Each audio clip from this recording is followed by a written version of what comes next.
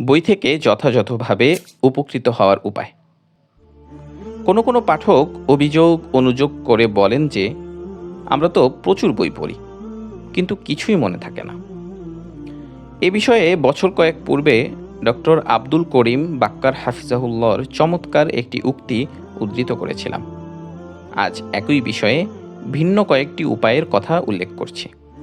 প্রাজ্ঞ শিক্ষাবিদগণ বলেন, আপনি যদি কোনো বই থেকে যথাযথভাবে উপকৃত হতে চান, তাহলে নিম্নোক্ত 5টি কাজ আপনাকে করতে হবে। 1. দরকারি বইগুলো বারবার পড়তে থাকা। 2.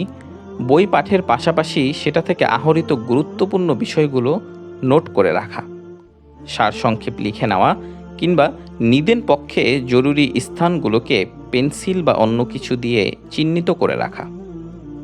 3. বইয়ের প্রয়োজনীয় তথ্যগুলো আত্মস্থ করে নেওয়া। 4.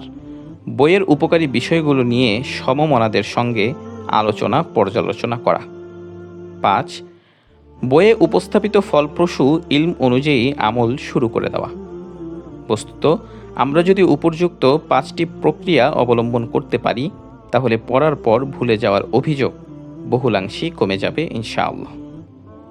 বই ইলম চয়নিকা, লেখক মাহফুজ আহমদ, উমেদ প্রকাশ থেকে প্রকাশিত।